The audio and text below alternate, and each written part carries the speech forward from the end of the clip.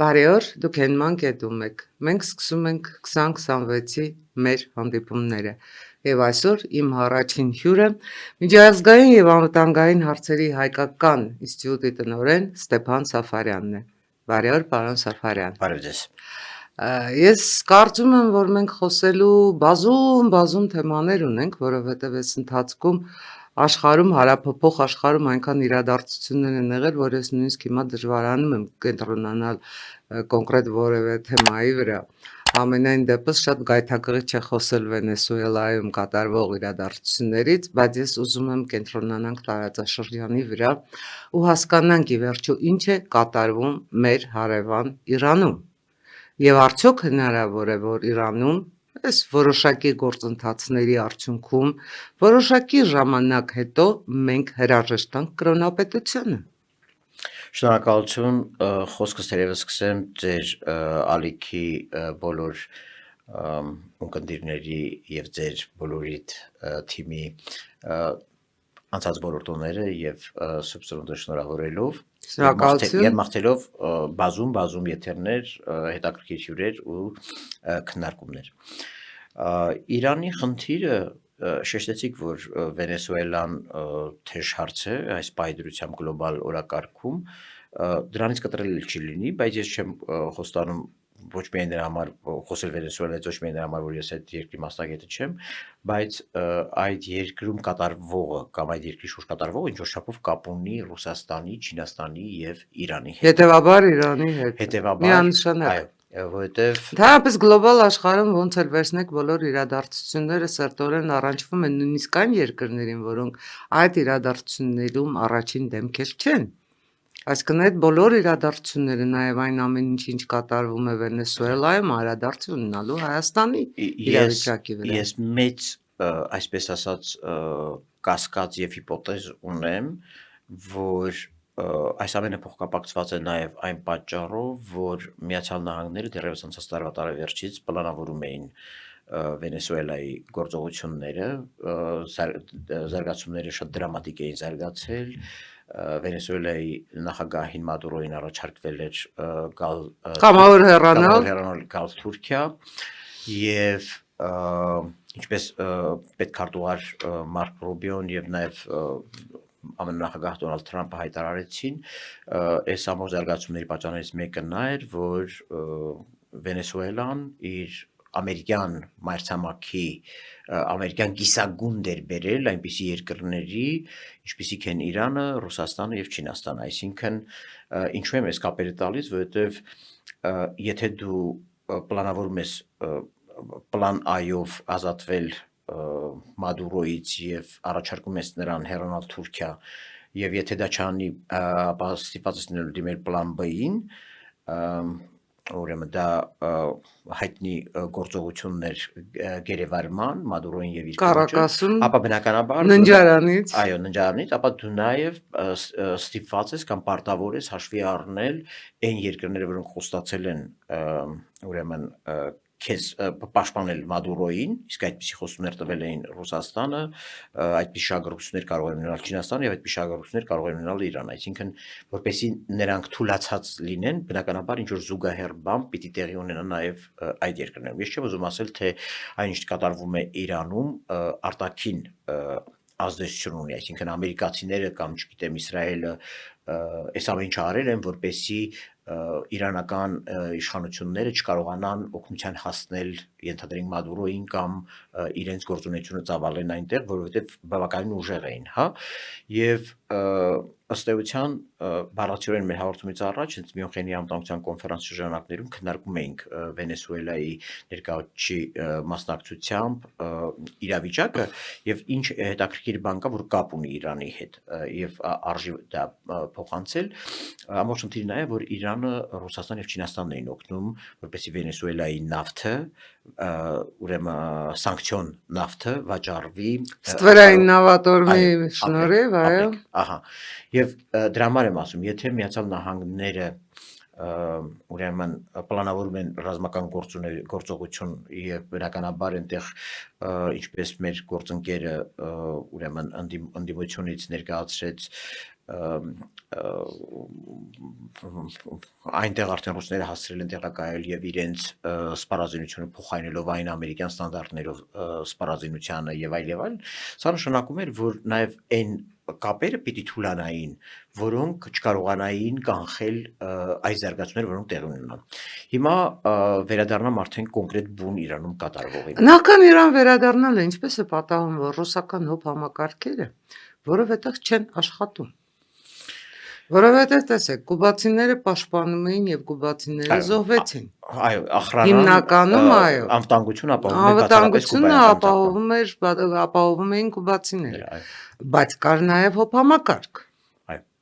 եւ չաշխատում։ Եվ ոնց է պատահում, որ այդ հոբ համակարգը չի աշխատում Հայաստանում։ Այդ հարցն էլ Ոնց է պատահում, որ այդ հոբ համակարգը չի աշխատում Սիրիայում։ Ոնց է պատահում, որ այդ հոբ համակարգը չի աշխատում Կարակասում ընդհանրապես։ Ոնց է պատահում, որ եթե Ռուսաստանը ինչ որ մեկին պաշտպանում է, այդ ինչ որ մեկը պարտադիր կործանվում է, սկսած Կադաֆիից դեռ Կադաֆի, մյուսներին Ասադ, այո։ եւ այլն։ Բացատրությունը երկուսն է, այս պահին ստույգ չկա եւ նաեւ Վենեսուելայի մեր գործընկերներ ասում, երկու բացատրություն կա այդ հարցի, երկու պատասխան կա։ Մեկը, քանի որ լատինոամերիկյան երկրներում միշտ ռազմական հեղաշրջումներ են տեղի ունեցել եւ դիկտատուրաները ավելի շատ ռազմական են եղել, նախ երկու խնդիր կա։ Կամ Միացյալ Նահանգները շատ լուրջ ազդեցություն է ունեցել որոշակի ռազմական խավի վրա եւ նրանք դավաճանել են Մադուրոին եւ ըստ էության այդ համակարգերը չեն աշխատել, կամ Միացյալ Նահանգները, ինչպես է պարտանում է Դոնալդ Թրամփը բառացիորեն կարծեմ 3 կամ այսօր էր նշելով իր պատերազմի նախարարությունը աշխարհի ամենաուժեղ այո բանակն ունի։ Բոլոր դեպքերում տեսեք նաև այնտեղ հասել էին Միացյալ Նահանգները հասել էին նաև նրան, որ ամբողջ երկիրը հոսանքազրկվել էր, այսինքն ամբողջությամբ զրկվել էր հոսանքի մատակարարումներից, իսկ եթե հոսանք չի մտնում, ինչպես են աշխատելու ռադիոէլեկտրոնային պաշտպանության միջոցները։ Կարող է բացատրությունը հենց նաև դրանում լինել, որովհետև եթե այդ համակարգերը սնվում են որևէ էլեկտրականությամբ եւ եթե Միացյալ Նահանգները ունի այդ հզորությունը ամբողջությամբ հոսանքազրկի, դա նաև կարող է լինել։ Բոլոր դեպքերում փաստը նաև, որ ինչպես նշում են, Թրամփը գնացել է շատ մեծ ռիսկի, որովհետև եթե ձախողվեր օպերացիան, լինեին զոհեր, ինքը այդ ամբողջ թանկարժեք տեխնիկան թողներ թատերաբեմում եւ ստիպածներ հրահրել, դա Թրամփի իմպիչմենտի ամենակարճ ճանապարհն է լինելու, ինքը գնաց այդ մեծ ռիսկին։ Հետևաբար գնաց ու շատ։ Հա, հետևաբար նաև եկեք հասկանանք, որ Ռուսաստանը որևէ մեկին չի կարող պաշտպանել, եթե նույնիսկ մեծագույն ցանկություն էլ ունենա, տվյալ պարագայում շատ դժվար էր այդպիսի լոգիստիկ մեծ տարածություն կտրել եւ ուղակի գնալ եւ Ամերիկայի քթի տակ բան անել, չէր կարողանալու։ Հետևաբար ես կարծում եմ, որ այդ ամեն ինչը հնարավոր դարձավ, որովհետեւ Միացյալ Նահանգները ուներ շատ լուրջ ազդեցություն ենթակառուցվածքների վրա եւ կարող էր թույլ չտալ դրանք աշխատել, ինչի բացի եւ խոստովանում է Թրամփը, կամ բուն ռազմական էլիտան ինքն էր հրաժարվել ծառայել եւ պաշտպանել Մադուրոին այն աստիճան, որ իսկապես ինչպես ծիծաղելով նկատեցիք, կարող են հատուկ գործողության ուժերը դելտան մտնել ննջասենյակ եւ անկողնուց վերցնել նախագահին ու հնարավոր է նման իրավիճակ լինի Թեհրանում։ Թեհրանի դեպքում 2 օր առաջ տարածվեց տեղեկություն, Times-ը տարածեց տեղեկություն, որը նաև լայնորեն շրջանառվեց ռուսական Telegram ալիքներով, այդ թվում քարոզիչների ալիքներով, որտեղ նույն ձեռագրով ուրեմն խորհուրդ էր տրվել, կարծեք թե Այաթոլլային լքել երկիրը եւ գնալ Մոսկվա։ Առաջարկել էին վայրը այն նույն ձևով, ինչպես որ առաջարկվել էր ուրեմն Մադուրոյին։ Ինչպես տարան Ասադին։ Այո, հաշվի առնելով այդ երկրների մտերմությունը, նրանք առաջարկում էին այդ սցենարը։ Եվ հիմա Բայց կարծես թե Այաթոլլան մերժել էր։ Կարծես թե, չգիտեմ դա որքանով ստույգ այսօր հայտարարվել է, իրենց մոտ դա պլան B է։ դիտարկվում, որ Տահիրան Ամարիշյան դեպքում Այաթոլլան որդին եւ այլ կրոնական ղեկավարներ ուղղակի պլան B-ի դեպքում կարողանան դուրս գալ երկրից։ Բայց վերադառնանք կրկին, քանի որ դեկտեմբերին այս կոռելացիաները եւ նախապատրաստությունները կային Վենեսուելայում, դեկտեմբերին զարմանալիորեն շատ ինտենսիվ էին դիսկուրսները Իրանում կատարվելիքի մասով։ Իհարկե սանկցիոն քաղաքականությունը Իրանի նկատմամբ եւ արժեզրկումը, որը փողոց հանեց եւ շուկայի աշխատակիցներին եւ գործարար եւ աշխատավորներին եւ անգամ ուսանողությանը, իհարկե դա հետևանք դարձավ, բայց բոլոր դեպքերում արտաքին պարամետրերի փոփոխության արդյունքում հնարավոր դարձավ Իրանում այն եւ դրա մասին դեռևս խոսվում էր անցած տարեվերջին ընդհանուր խոսքեր գնում Իսրայելի կողմից նոր հարձակումների մասին, եթե հետևել եք Նետանյահուի այցից հետո Վաշինգտոն այդ այդ խոսակցությունները խոսակցությունները կային, այսինքն հունվարի վրա այդ գործողությունները կար, ընդհանուր նաեւ խոսքեր գնում, որ դա նաեւ ռիսկեր է ստեղծում Հայաստանի համար, որովհետեւ Ադրբեջանը կարող է նույնպես տրվել գայթակղություններին եւ դիմել ռազմական ուժի, եւ այս առումով թերևս առանձնակի կարեւորություն է ստանում օգոստոսի 8-ին կատարվածը, որպես այդ մեր անվտանգային ավելի շատ անվտանգային համակարգ, այո։ Հիմա մի քանի խոսքեր Իրանում կատարվողի մասին։ Ցավոք սրտի, ինչպես Վենեսուելայի դեպքում շատ դեպքերում մենք տեղյակ չենք, թե ինչա կատարվում, որտեղ ինքը փակ երկիր է։ Նույն կերպ նաև Իրանի դեպքում փաստորեն տեղեկատվություն, որտեղ երբ այն վիդեոկադրերը, որ մենք տեսնում ենք բողոքի ցույցերի մասին, իհարկե տպավորիչ են, ցույց են տալիս հերթական տևական բողոքի ակցիաների մասին, կան հաղորդումներ որոշ քաղաքներում ընդհանուր իշխանության ուժերի հանձնվելու, քաղաքներ հանձնելու, Երկու քաղաքի քաղաքի մասին է, մասին։ բայց այնուամենայնիվ Պեզեշքյանի հայտարարության համաձայն կառավարությունն ընդունում է ցույցերի Այո։ իրավունքը Ի- եւ կառավարությունը քայլեր է ձեռնարկում թե ռեալի այդ ինչ ասեմ կատաստրոֆիկ արժեզրկումը կանխելու, թե իրավիճակը շտկելու, Պեզեշքյանի- բոլորովին այլ հարց է, թե որքանով են այդ քայլերը ժամանակին, արդյոք ուշացած չեն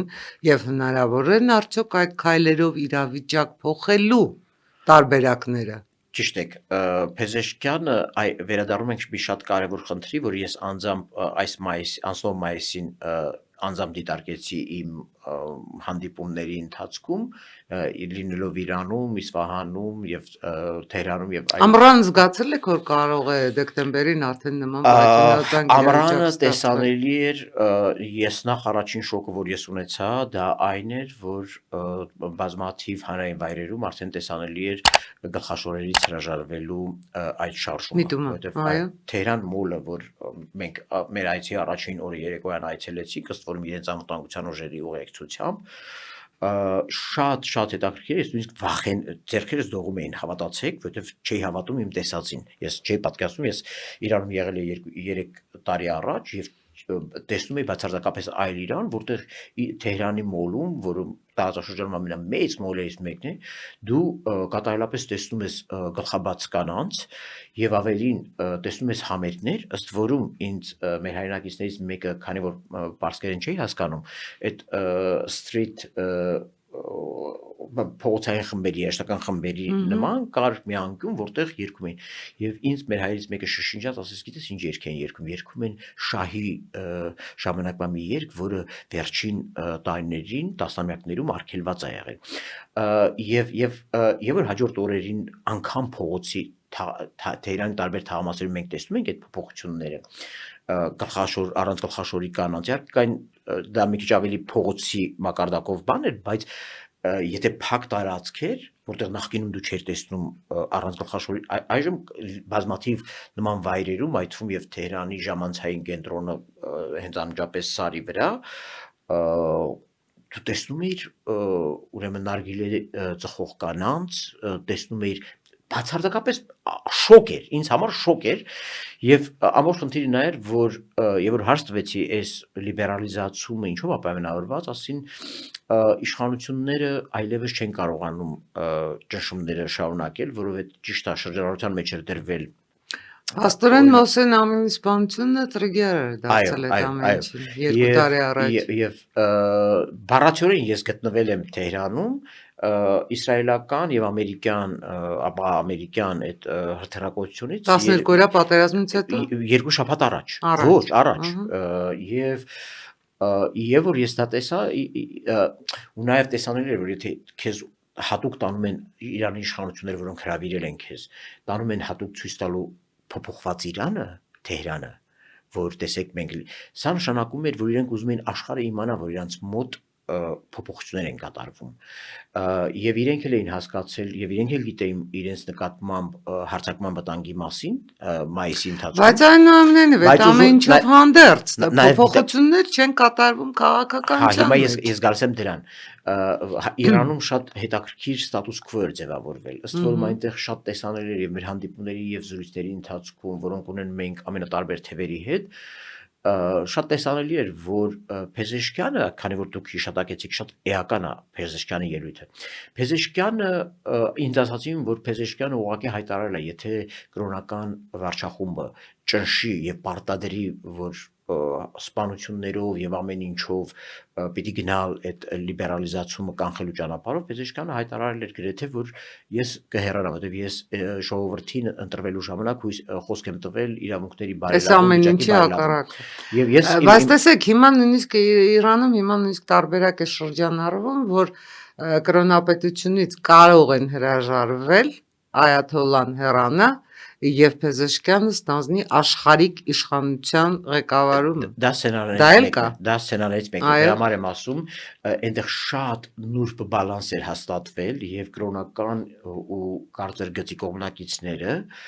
ըստ էության ինչ որ կոնսենսուսի էին եկել, որ յուրաքանչյուր կողմը իր դեմքը պահում է,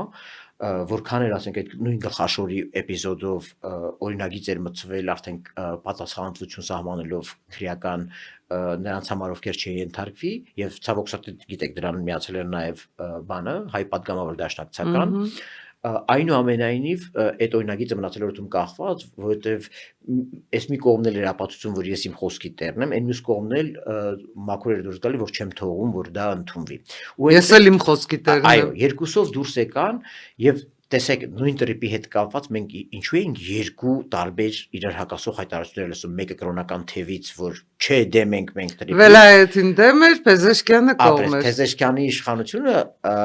ասում է Հակառակ ասում էր մենք ձեզ հետ այո մենք կհամագործակցենք։ մեր մտահոգությունները փարատված են եւ այլ այս սա այդ ներքին այդ երկփեղկված շատ նուրբ հավասարակշռության վիճակն էր որտեղ թվում էր մեկը բան չար ոստիկանի դեր է կատարում անդադ Հայաստանին զգուշացնում է որ մի արա Մեր կարմիր գծերը մենք մեր հա իսկ մյուսը բան էր անում հիմա վիճակը խորացավ եւ որ այդ բանը եւ որ մենք այնտեղ էինք պատկերացրեք Իրանում արժեթղթերի շուկայում փոփոխությունը եւ իրանց ազգային արժույթի վիճակը լավացել էր այն փաստի շնորհիվ որ հայտարարվել էր Ամերիկայի եւ Իրանի միջև բանակցությունների մասին, այո։ այդ շրջանում էինք մենք այնտեղ որոնք մտան փակուղի եւ հանգեցրեցին Իրանի այնուհետեւ Ամերիկայի Միացյալ Նահանգների կողմից հրթիռակոծությանը հիմա ինչու է սա կարևոր որովհետեւ այդ ժամանակ այնտեղ տնտեսական բում էր սկսվել նույնիսկ որ վայ էս ինչ լավ զարգացում են բիզնեսը շնչում էր Հիմա ճիշտ հակառակը տեղ ունեցավ, քանի որ տարեվերջին արդեն իսկ պլանավորում են եւ Վենեսուելան եւ Իրանի այդ կապված այդ դիսկուրսներն էին զարգանում արդեն։ Հակառակը սանկցիաները բերեցին նրան, որ իրենց ազգային տնտեսությունը փլուզվեց ռեալի հետ եւ մարդիկ դուրս եկան փողոց։ Հիմա շատ դժվար է գնահատել իրականում այդ բազմամիլիոնանոց երկրում իսկապես ինչ մասշտաբակազմում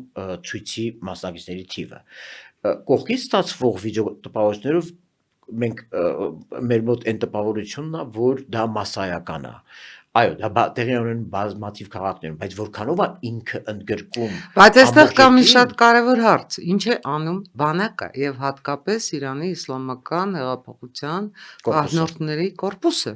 որովհետեւ ոնց էլ ուզում եք վերցնեք, պահնորդների կորպուսը եւ ավելի մեծաթիվ է, եւ ավելի լավ զինված է, եւ ավելի մարտական է եւ ընդհանրապես մոլլապետության հիմքն է։ Ոնց ուզում եք վերցրեք, այստեղ թերևս գլխավոր հարցը հենց կորպուսի դիրքորոշումը պետք է լինի։ Մենք որևէ տեղեկատվություն կամ որևէ, ինչ ասեմ, զարգացման հնարավորություն այստեղ ունենք։ Այս առումով պիտի ասել, որ Իրանի վերնախավը ի տարբերություն Վենեսուելայի երևի ավելի կոնսոլիդացված է հանուն արդարության։ Դե ես ասացի, Հա, այնտեղ արտաքին թշնամու գաղափարը շատ ավելի միավորիչ է։ Լատինական Ամերիկան ժողովրդավարության 3-րդ Բոլոր տարիքից դեպքերում Լատինական Ամերիկան Իրան չի։ Իրան չի, այո։ Ավելի ճիշտ Իրանը Լատինական Ամերիկա չի։ Հնարավոր է եղել արտաքին միջամտությամբ անդադ պերևարութ Այո, այո։ Իրանում դա հնարավոր չի եղել, որովհետև կարծր գիծը եւ կրոնական ղեկավարությունը ստիպված նաև քաղաքական ղեկավարությունը, որովհետև գիտեք, նախագահի ընտրությունները այդքան էլ մաքուր ընտրություններ չեն այն առումով, որ ամեն մեկը կարող է առաջադրվել։ Այնտեղ հատուկ հանձնախումբ կա, որը Թեկնածուներին նպատակահարմարության խորհուրդն է։ Եկեք նաև մի Այսինքն բան էլ քաղաքական արձանագրենք վերջին նախագահական ընտրություններին հայտնի դեպքերից հետո նախագահական արտահերթ ընտրություններին Իրանի ընտրողների մասնակցության ցածր տոկոսը։ Այսինքն այդ ցածր տոկոսը արդեն իսկ պետք է տագնապի ազդանշան լիներ։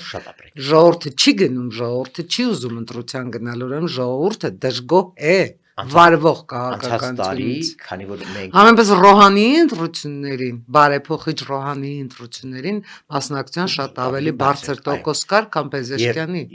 Եվ նույնիսկ դրանից առաջ հիշում եք ավելի նախորդած ընտրություններին, որտեղ բավականին էլի հետընտրական process-ներ գնացին ընդդիմադիր տեխնացուի շուրջ, ցույց է տալիս, որ նախորդած ընտրություններում ավելի բարձր մասնակցություն կար, քաղաքացիների ավելի մեծ մասնակցություն կար։ Եվ անցած տարի մենք մեր ինստիտուտը երկու փառահեղ հետազոտություն է հրապարակել մեր հեղինակը Էմմա Բեգիջանյանը եւ կտեսնեք այդ հետազոտություններից նա, որը նախորդում էր ընտրություններին, հիմնական հարցը դիսկուրսներով համարել էր կարևորը մասնակցության թիվն է։ Այսինքն անգամ իրանական իշխանությունը որքան էլ վստահ էր, որ ելքը կանխատեսելի է, թե ով պիտի ընտրի այդ ֆիլտրված մասնակիցներից, միևնույնն է նրանք էլ էին հասկանում, որ համակարգի լեգիտիմությունը կաղում է, եթե շատ մարդ չի մասնակցում ընտրություններին։ Դրա համար բոլոր տեխնացուները աշխատում էին ընտրողներին տեղամաս տանելու ուղղությամբ, եւ այս առումով ես իսկապես շատ արժեքավոր եմ համարում Էմմա Բեգիջանյանի այդ հետազոտությունը։ Եվ հիմա էլ այդ խնդիրը կա, որովհետև հիասթափությունը եւ օտարվածությունը ամենամեծ ռիսկն են ստեղծել։ Իրանական ղեկավարությունը դա շատ լավ հասկացել է դեռ այս վերջին երկու ընտրություններից եւ հիմա էլ իրենք հասկանում են, որ եթե նույնիսկ մասշտաբային չի, այնուամենայնիվ Իրանը թևակողել է մի այդ շրջան, որտեղ գլխաշորի եւ կանանց իրավունքների հարցով կարող են տեղի ունենալ վերջին 40 տարվա ամենատևական չմարող բողոքի ցույցերը ու էական չի։ Եվ վերջի ցույցերը կարող են իրավիճակ փոխել։ Այո, եւ դրանք իշխանություն փոխել։ Եթե նույնիսկ քանակապես իրենք պայթեցնող չեն համակարգը ներսից, իրենք տևականությամբ արդեն փոխում են երկրի ներքին իրավիճակը։ Հիմա էլ երբ նայում ենք տարբեր կենտրոնների հրապարակած ցուցանիշները բողոքի մասնակիցների համար, առայժմ այդքան մեծ չեն, օրինակ 3000, 4000 մարդու մասնակցությամբ, այսինքն այդ բազմամիլիոնանոց 80 միլիոնանոց երկրի համար դրանք քանակական ցուցանիշ չեն, բայց դրանից ամենևին չի վերանում Բայց կա նաև տևականության ֆակտորը։ Ես դրան եմ գալիս, որովհետև այդ դրա տևականությունը երևի թե Իրանի վերնախավին ամենաշատն է մտահոգում այն հարցից հետո։ Եվ հայտնի չի կորեկիչնի թե կբարձրանա։ Որովհետև բոլոր դեպքերում կայծը կարող է բռնվել, գրակ կարող է բռնվել անգամ կայծից։ Ամենայն դեպս Իրանի գործող ղեկավարությունը շատ խիստ արձագանքեց Ամերիկայի Միացյալ Նահանգների նախագահի հայտարարությանը, որ եթե մարդ շատ սպանեք մենք կմիջամտենք, համարյա թե պատերազմ հայտարարեցին էլի մեծ սատանային։ Իրավացի եք, այսօր էլ հայտարարել էին, կարծեմ, չեմ հիշում, որ երկիր էր այցելել, բայց Զարիֆը հայտարարել էր, որ ներողություն, ոչ Զարիֆը, արտգործնախարարը ներկայիս։ Արաղչին հայտարարել էր, որ իրենք պատրաստ են պատերազմի, իհարկե իրանք կնախընտրեն, որ արդար պայմաններով բանակցություններ Գուցե ամբողջ խնդիրը հենց դա է, որ Իրանը անդադ պատրաստ է պատերազմի, Իրանը կարծես թե իր արտաքին, ներքին քաղաքականության մեջ չի ընդունում այն հանգամանքը, որ ժամանակակից աշխարհում, այս ստեղծված իրավիճակում ոչ թե պետք է անդադ պատրաստվել պատերազմի, պատերազմ հայտարարել մեծ սատանային, պատերազմ հայտարարել փոքր սատանային, փորձել Իսրայելը աշխարհի վրայից վերացնել, այլ խաղաղության չեն գնալ իրենց ժողովրդի համար, կոնկրետ իրենց երկրի, իրենց տնտեսության, իրենց ժողովրդի բարեկեցության համար, որովհետև ամենայն դեպս այն նյութական բարիքները, այն բնական հարստությունները, որ կա Իրանը, հաշվի առնելով եւ բնակչության թիվը, հաշվի առնելով եւ երկրի տարածքը, հաշվի առնելով եւ Իրանի աշխարհագրությունը, որ շատ բարենպաստ է զարգացման համար։ Առանցքային է, Այո, եւ առանցքային եւ բարենպաստ մուտք, ելք, ծովեր, այդ ամեն ինչով արդյոք անդադ պետք է պայքարել մեկ Իրանի դեմ, մեկ Ամերիկայի Միացյալ Նահանգների դեմ եւ ժամանակը չի է դեմի փիլիսոփայությունից հրաժարվել, գնալ հանուն սեփական երկրի Կողքից քաղաքականության։ մեզ այդպես է թվում ամենառացիոնալ ճանապարհը հանուն արդարության, որը եւ միակ ու լավագույն ճանապարհն է ոչ միայն Իրանի, այլ նաև մեր համար հանուն արդարության։ Բոլորի համար, տարածաշրջանում բոլորի համար։ Մեզ համար բայց Իրանի ներսում եկեք հաշվի առնենք, որ կրոնական ղեկավարությունը իր դիրքերը պահելու եւ իշխանությունը պահելու նաև խնդիր ունի։ Եվ Այսինքն մոլապետության պահպանության միակ գրավականը այդ տարբերակով պիտի համարենք արտաքին թշնամի ունենալը։ Նաև տեսեք ի վերջո Իրանի արտաքին քաղաքականությունը հեղափոխությունից հետո ֆիքսված է, խարսխված է շատ հայտնի կարգախոսների վրա, ոչ արևելք, ոչ արևմուտք, ոչ հյուսիս, ոչ հարավ։ Սրան գումարած Այդ պարագայում չեն անդադ նետվում Մոսկվայի ու Չինաստանի գիրկը։ դրա համար իրենց համար եւ Մոսկվան եւ Չինաստանը ընդամենը տակտիկական խաղընկերներ են։ Ես նույնիսկ չեմ օգտագործի ռազմավարական գործընկերներ, որովհետև ես վերջին տասնամյակներում քանի անգամ գնացել եմ Իրան, ես ինքս նկատել եմ որոշակի շրջանակներում մեղմ ասել թշնամանքը դեպի Ռուսաստան, դեպի Անկեղծ ասած ես Իրանում չեմ եղել, բայց այդ նրանք ոչ բարեկամական համենայն դեպս հարաբերությունները շափազանց, այո, համենայն դեպս կան Զարիֆի հայտնի գրառումները ու Իրանի քաղաքականության մեջ դա երևում է, բայց դա չի խանգարում ռուսներին շահիդներ վաճառել, որը Ուկրաինայի դեմ է։ Բայց քանի որ իրենք կոնֆլիկտի առանցքը համարում են արևմուտքի հետ, որը իրենց նարատիվների շրջանակներում փորձել է երկիրը շահագործել, շահի օրոք եւ այլն, բնականաբար իրենց այդ մեծ ճակատի դեմ պետք են տակտիկական խաղընկերներ, որոնցով ցավացնեն եվրոպացիներին, ցավացնեն ամերիկացիներին առաջի հերթին, Իսրայելին եւ այլն։ Իմաստը դա է, ես ասում եմ, որովհետև այդ ամբողջի ակունքը գալիս է իսլամական հեղափոխությունից, հիմա իրենք նաև բնականաբար կրոնական այդ առաջնորդները չեն կարող ուղղակի հրաժարվել միանգամից կամ բացահայտ այդ ֆունդամենտից, որի վրա կառուցվել է այս ամբողջ գաղափարախոսությունը եւ կրոնապետությունը։ Դա նշանակում է անցնել բացարձակապես այլ պարադիգմայով արտաքին հարաբերությունների։ Մենք էլ շատ ցավագին process ենք անցնում այդ առումով, որովհետև հին պարադիգման փոխարինվել է նոր պարադիգմայով։ Մեր մոտ էլ դա եղել կոնֆլիկտ եւ status quo, այսինքն լինել proxy, ուրեմն մեր անտանգային ռիսկերը կառավարել երրորդ ուժի միջոցով եւ այլն։ Իրանց մոտ էլ այդ պարադիգման է։ Հիմա մենք մեր պատմությունը դասեր տվեց եւ ասեց պարադիգման փոխի, որովհետեւ դες պարադիգմայով արդեն կորստի պարադիգմա է, որովհետեւ նույնիսկ նրա հետ հույսեր ես կապում, նա քեզ փրկություն չի։ Հակառակ նա քո թշնամին է։ Այո։ Հիմա ես նայեք, Իրանում կար այդ գիտակցությունը, քանի որ մենք գնացել էինք այնտեղ այցելություն էինք կատարել այն ժամանակ, որ արդեն Սիրիայի դեպքերը տեղի ունեցել, խորը հիասթափություններ էին արկա Ռուսաստանից։ Սիրիայի զարգացումներով, Ասադին հանձնելու, Ասադին տանելու առումով, այսինքն խոսել թե Իրանում չկա ձեր ասած նոր պարադիգմայի հիմքերը կա, բայց դրա համար շատ մեծ քաղաքական քաջություն է պետք հրաժարվել հին պարադիգմա եւ ասել գիտեք ինչ, մենք սրանով լավ տեղ չենք գնում եւ եկեք փոխենք պարադիգման։ Շատ լավ, ես հիմա փորձեմ ձեզ տալ իմ վերջին հարցը, նախքան բլիցը իհարկե։ Տեսեք, դուք խոսում եք պարտության պարադիգման փոխելու մասին։ Ես ուզում եմ հարցնել, իսկ ինչ է պետք մեզ, Հայաստանի Հանրապետության իշխանությանը, հասկանալու համար, որ Հայաստանի Հանրապետության բոլոր նախորդ իշխանությունները անկախությունից հետո գործել են շատ մեծ արտաքին քաղաքականության մեջ շատ մեծ ու աններելի սխալ, Համենայն դեպս հանուն Իրանի ոչնչացրել են Հայաստան-Իսրայել հարաբերությունները։ Արդյոք հիմա ժամանակը չի Հայաստան-Իսրայել հարաբերություններին վերադառնալու, այդ հարաբերությունները վերակենդանացնելու, որովհետև բոլոր դեպքերում ոնց ուզում եք վերցրեք, օգոստոսի 8-ից հետո Հայաստանի Հանրապետությունում,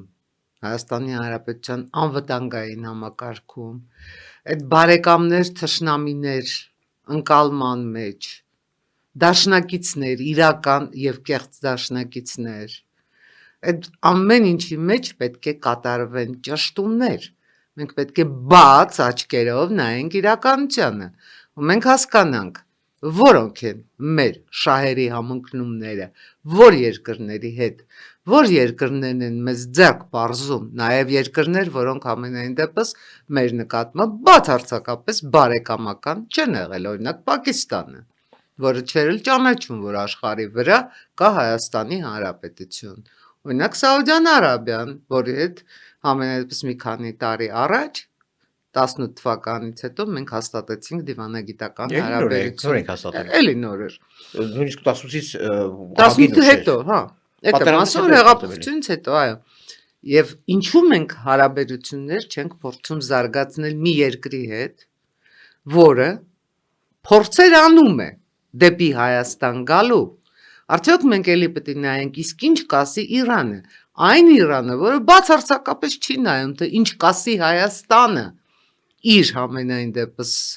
շահերի պաշտպանության առումով, իր քայլերը ձեռնարկելու առումով։ Բացարձակապես չի նայում, ինչ կասի Հայաստանը։ Տալիս, ֆանտաստիկ թեմա եք բացում, այսպես պատասխանեմ։ Այն, որ ես համաձայն եմ, որ մենք վերաճշգրտումներ պիտի կատարենք, դա միանշանակ է, բայց մի բանում ձեր հետ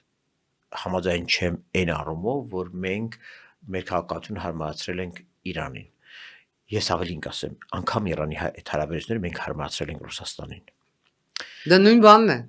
Դա նույն բանն է, պարոն Սաֆյան, որովհետև տեսեք, մենք աշխարհին հարաբերվել ենք ամենայն դեպս մինչև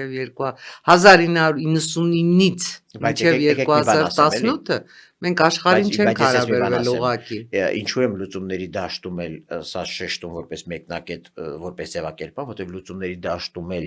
չեմ կարծում, որ մենք ուղղակի հիմա էլ ընկնենք մեկ այլ ծայրահեղության, անտեսելով աշխարհագրությունը, որովհետև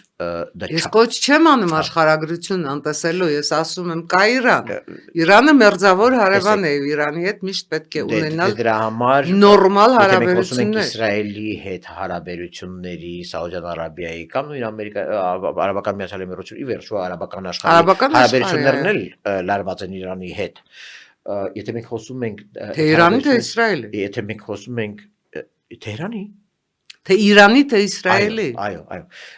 եւ որ մենք խոսում ենք այդ նոր ուղղությունները, որտեղ մենք ցախողում ունենք կամ որտեղ չենք նկատել կամ որոնց չենք զարգացրել, որովհետեւ դա ցանոթ չի եղել Իրանի, Ռուսաստանի եւ այլն, ես ասում եմ ի նկատի ունենանք, որ այնուամենայնիվ խաղաղության խաչմերուկ դառնալու, տրանսպորտային լոգիստիկ հանգույց դառնալու առումով միևնույն աշխարհագրությունը կարևոր է, մենք չենք կարող Իրանին անտեսել ու ուղղակի հիմա էլ 170 աստիճանով հակառակ քայլեր անել։ Իմ ասածը ուրիշ տեղ է։ Ես ասում եմ, որ ու մենք դա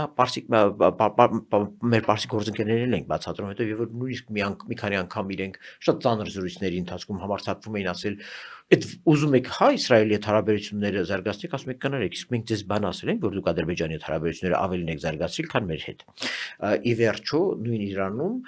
եւ որ մենք փակ քննարկումներում խոսում ենք Ռոհանիի կառավարության ղալատների մասին, խոսք վերաբերում է նաև Ղարաբաղյան քաղաքականությանը, որովհետև ակնհայտորեն Իրանը համաձայնեց ստատուս քվոյի փոփոխությանը։ Ակնհայտ է։ Եվ ինչքան շնորհավորեց Ալիևը։ Այո, դա միևնույն դա չփրկեց, հետո իրեն գլխներին տվեցին, բայց արդեն ուշ էր եւ իրանց ՆԱՏՕ-ի բանակը բերեցին իրենց հիմա նայեք, ես չեմ ասում սա հիշաչարությունը ու Իրանի առատ Չէ, այստեղ սեփական ազգային շահի ընկալում է պետք եւ սեփական շահերի պաշտպանություն։ Իմ ասածը նա է, որ մենք ձև ունենք իրանց բացատրել, որ ընկերներ, մենք եթե հայտարարել ենք դիվերսիֆիկացիոն բազմազան քաղաքական։ Դա բխում է նաև ձեր շահերից։ Դա ձեր շահերից է բխում, եւ ես ձեզ մի ցնցող բան ասեմ։ իսլամական կորպուսի պահապանների խորհրդի մի շատ կարևոր ներկայացուցիչի հետ վերջի օրով եւ որ մեզ ճանապարհում էին զրույցում կես ժամ բառացիորեն պատկերացրեք ուղղակի միջև մեզ ուղեկցելը համարեք որ նույնիսկ ամենածանր ամենահետաքրքիր հանդիպումը տեղի ունեցավ որպես feedback իրենք ասացին դե մենք շահագրգռված ենք որպեսզի Հայաստանը դառնա Եվրոմիության անդամ դե մենք շահագրգռված ենք Հայաստանի Եվրո ինտեգրման որովհետև ձեր միջոցով մենք կապ կհաստատենք նաև Եվրոմիության հետ։ Ուզում եմ ասել, եւ որ դու բացատրում ես իրենց, դա շատ ծանր քննարկումներ են եղել։ Նրանք գիտեին, որ ես եվրոպական կողմնորոշման կողմնակից եմ։ Նրանք տեղյակ էին ձեր եւ քաղաքացիական հասարակության մեր բոլորի ստորագրահավաքին նախաձեռնության մասին։ Եվ որ մենք այդ բոլորը ներկայացրեցինք, իրենք դու զգում էիր արդեն սառույցի հալվելը եւ այլևս այդ հարցերը չկար որ դե մեր պատճառով Իսրայելի հետ հակառակը գալիս էր ծագում էր Հայաստանի տարածքում համագործակցության երկխոսության հարթակի ձևավորման խնդիր որ Չէ, այստեղ մենք նաև ունենք մեկ այլ իրավիճակ։ Տեսեք, դուք իրավացիորեն նշում եք, որ տասնամյակներով Ռուսաստանը խոչընդոտել է խողովակը, գազի խողովակը դրա լավագույն ապացույցն է, տրանզիտ գազի բայց այստեղ կա մի ուրիշ հանգամանք։ Տասնամյակներով Ռուսաստանը դա խոչընդոտել է, դա թույլ չի տվել, Ռուսաստանը թույլ չի տվել նաև Հայաստան-Իրան հարաբերությունների զարգացումը, ձեր իսկ վկայակոչած բացի բաժակաճառը, եւ որ նայում ես Ադրբեջան-Իրան հարաբերությունների տնտեսական ցուցանիշներին, սարսափում ես, ասում ես, ոնց ենք ասել մենք ռազմավարական գործընկեր իրանց հարևան, եւ որ ռազմավարական գործընկերությունը այս է, տնտեսական հենքի վրա։ Այո։ Բայց հիմա մենք ունենք Ամերիկայի Միացյալ Նահանգների հետ ռազմավարական գործընկերություն, որը մեկի համար գաղտնիք չի թե ինչ հարաբերություններ ունեն Ամերիկայի Միացյալ Նահանգները եւ Իսրայելը եւ այստեղ մենք ունենք շանս Ամերիկայի Միացյալ Նահանգների աջակցությամբ իսկ նրանք դա իսկապես կցանկանան անել որտեղ դա բխում է նաեւ տրիպի շահերից դա մեծացնում է տրիպի հնարավորությունները իսկ թե Հայաստան-Իսրայել հարաբերությունների զարգացման պարագայում մեր ռազմական ներուժը մեր արդյունաբերական ներուժը մեր գիտական ներուժը ու խոշոր հաշվով մեր անվտանգային համակարգը ոնց կարողանանք փոխել ել չասած գյուղատնտեսությունը ամենայն դեպս Իսրայելը մի երկիր է որ անապատի կենտրոնում է գտնվում ու անապատի կենտրոնում ունի այնպիսի ջրային համակարգ որ օազիս է հիշեցնում գյուղատնտեսություն սմարտ պարզապես օազիս որ ադրբեջանցիներն են գյուղատնտեսություն սովորացնում եւ այլն դե հիմա եկեք հասկանանք ինչու մենք չենք բացում այդ դուռը դե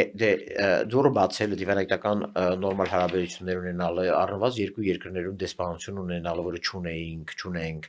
եւ այլ այս բոլոր խնդիրները պիտի լուծվեն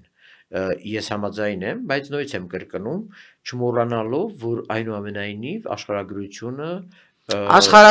սքանչելի է պարոն Սաֆարյան բայց կա ժամանակի գործոնը այնինչ դու չես անի այսօր վաղը չես անելու երբևէ վաղը անելու ես վաղվա անելիքը համաձայն եմ բայց նաև եկեք հաշվի առնենք որ մենք այսպես ասած անգլերենով կոչվում ենք landlocked country եւ այդ հարաբերություններում մենք բոլոր դեպքերում եկեք հասկանանք տրիպը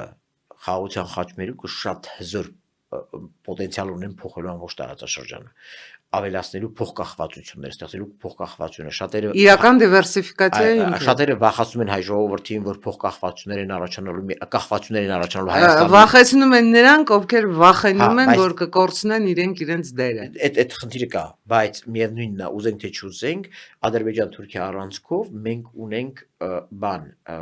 փոխկախվածությունների ավելացման այսպես ասած մեծ դաշտ եւ հեռանկար բայց դա նաև կառավարումը ուզում է ու այստեղ Իրանին անտեսել որովհետև Իրանում նաև Իրանը կարա այդ առումով շատ օգտակար լինի ոչ միայն իր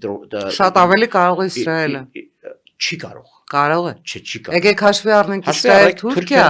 ահա Իսրայել-Թուրքիա հարաբերությունները բայց միևնույնն է մի մոռացեք որ Իսրայելը Հայաստանի հարևան պետություն չի դրա համար ասի աշխարհագրություն չմոռանանք աշխարհագրությունը ես երբեք չեմ մոռանում ես ուզում եմ որ վերջապես Հայաստանի Հանրապետության իշխանությունները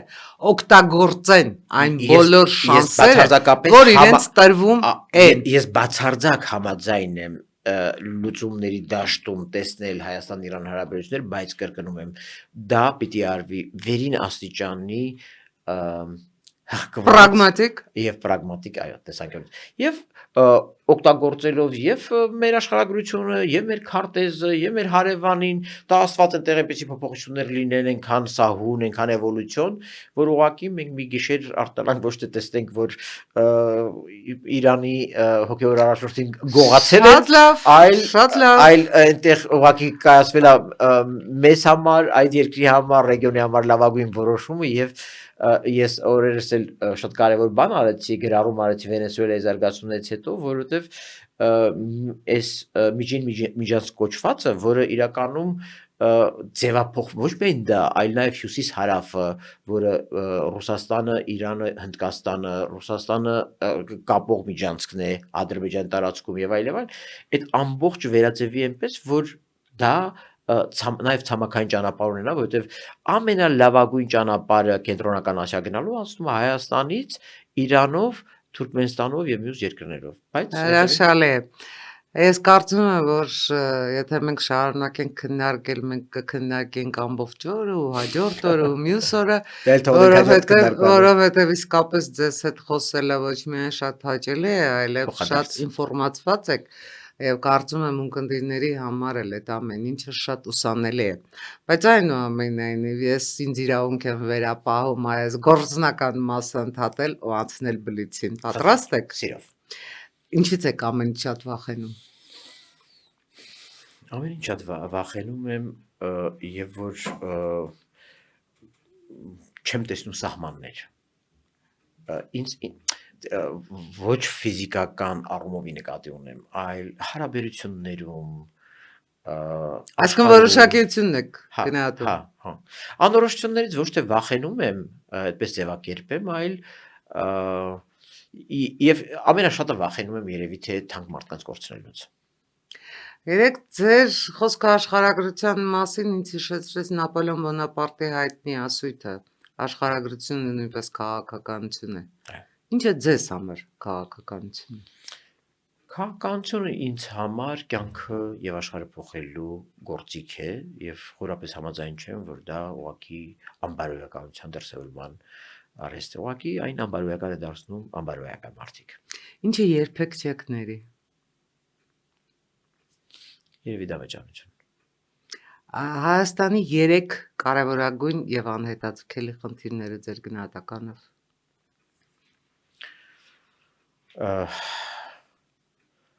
Զարգացման պայմանների ստեղծում, արդարության ապահովում եւ ժողովրդավարության ատամներով պաշտպանություն։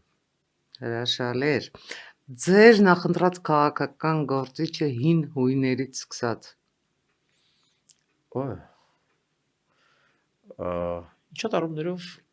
երևի թե ավելի շատ դուր է եկել Չերչիլը։ Հա։ Սոկրատեսը ասում էր մեղավորի որոնումները սկսիր ինքդ քեզնից։ Ումից եք դուք սկսում։ Ճիշտը դա ինքնաճանաչողությունը, հին հունական փիլիսոփայությունը եւ Սոկրատեսը, Արիստոտելը հենց Ծանիած քեզ։ ճանաչիր ինքդ քեզ, այո։ Ձեր հարցը ինձ։ Ինչ կուզեիք 2026-ին ձեր համար եւ երկրի համար։ Ժամանակ չկորցնել։ Ես համաձայն եմ, որովհետեւ երևի թե ամենամեծ բանը, որ մենք չենք Անդառնալի մենք կորցրել ենք, դա ժամանակի մեջ առկա հնարավորություններն են եւ ժամանակի ինքը։ Այո։ Շնորհակալ եմ։ Ես եմ շնորհակալ։ Սիրելի ունկնդիրներ, դուք The Point-ի հենման կետում եք։ Իսկապես Ստեփան Սաֆարյանի հետ մեր խոսակցությունը հավակնում է անվերջության, բայց այսօր այսքան է։ Շնորհակալ եմ։ Լայքեք, տարածեք, բաժանորդագրվեք։ Բարին ընդ ձեզ։